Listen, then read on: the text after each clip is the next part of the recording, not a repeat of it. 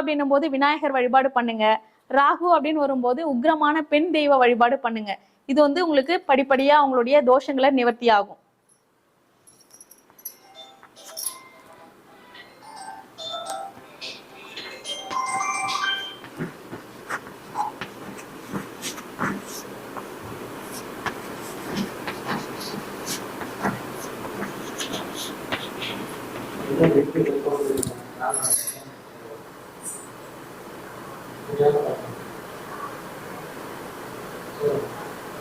அடுத்து வந்து கலஸ்திர தோஷம் அப்படின்னு சொல்லி நம்ம பார்க்க போறோம். கலஸ்திர தோஷம் என்ன அப்படின்னு சொல்லி பாத்தீங்கன்னா,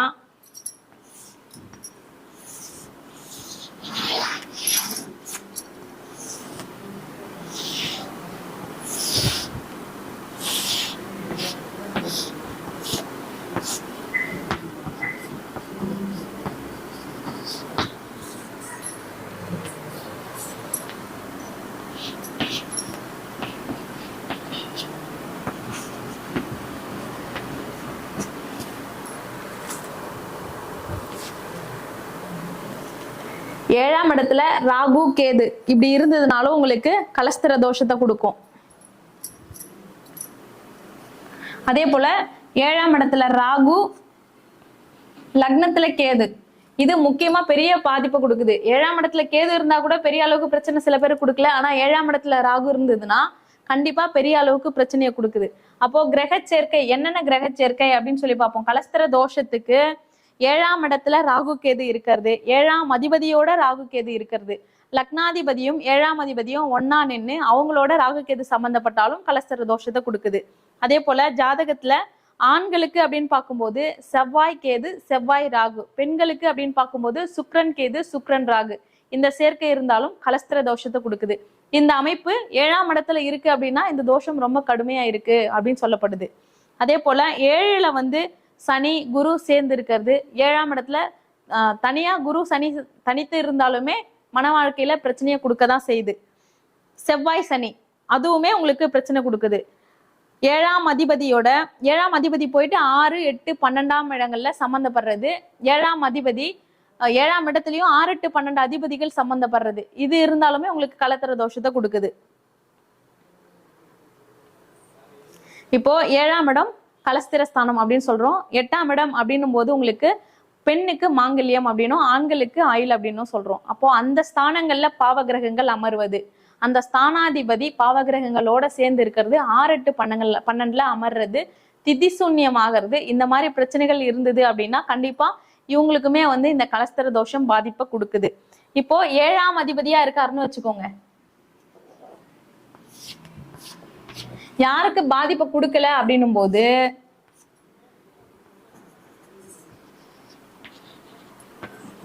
உபய லக்னங்கள், மிதுன லக்னம், கன்னி லக்னம், தனுசு லக்னம், மீன லக்னம், இந்த லக்னங்கள் வந்து உபய லக்னங்களாக கருதப்படுது.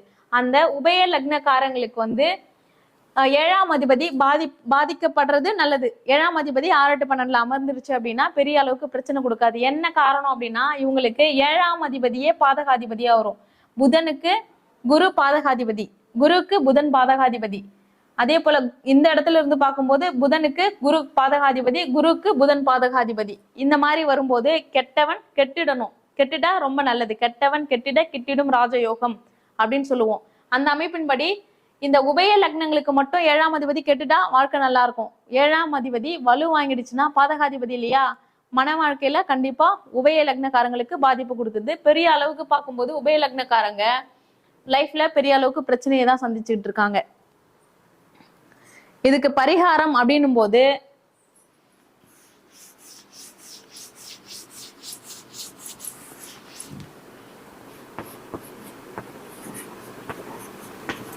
அர்த்தநாதீஸ்வரர் வழிபாடு.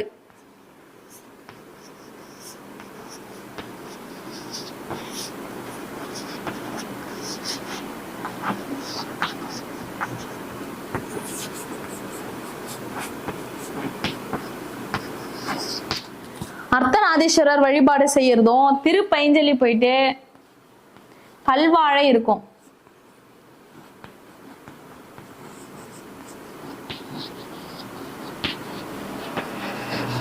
கல்வாழைக்கு தாலி கட்டணும் அப்படின்னு சொல்லுவாங்க. அதே போல சர்ப வழிபாடு,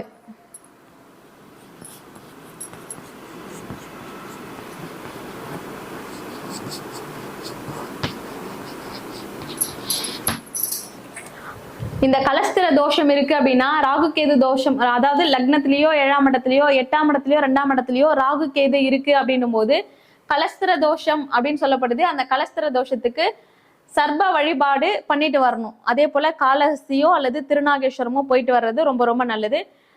இந்த ராகு கேது இருந்ததுன்னா இவங்க பரிகாரம் பண்ணாம திருமண வாழ்க்கைக்குள்ள போறவங்க மேக்சிமம் லைஃப்ல பெரிய அளவுக்கு பிரச்சனையை சந்திக்கிறாங்க.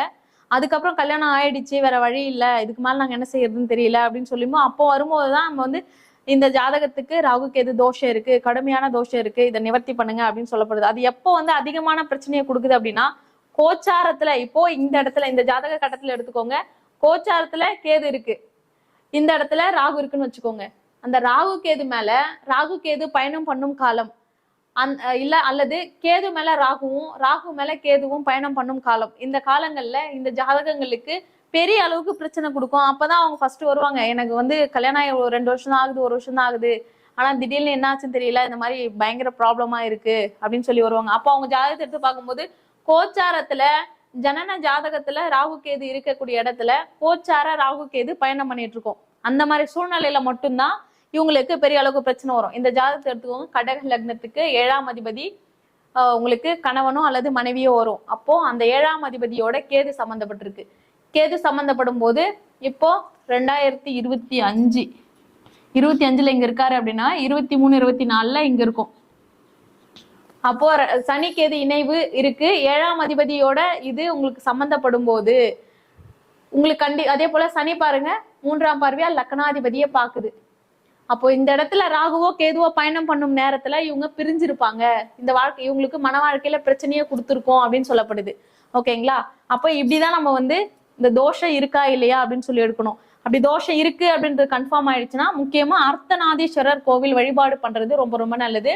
அதே போல திருவண்ணாமலை கிரிவல பாதையில ஒரு அர்த்தநாதீஸ்வரர் கோவில் இருக்கு. அந்த இடத்துல நீங்க போயிட்டு பரிகாரம் பண்ணிட்டு அங்க ஒரு முறத்துல தேங்காய் சில பொருட்கள்லாம் வச்சு கொடுப்பாங்க. அதை நீங்க அந்த நெருப்புல அக்னி எப்பவுமே எரிஞ்சுக்கிட்டே இருக்கும். திருவண்ணாமலை கிரிவல பாதையில பௌர்ணமி அன்னைக்கு அந்த அக்னி எரிஞ்சுக்கிட்டே இருக்கும். அந்த அக்னியில போட்டுட்டு வரும்போது உங்களுக்கு மன வாழ்க்கையில இருக்கக்கூடிய பிரச்சனைகள் கிளியர் ஆகும்.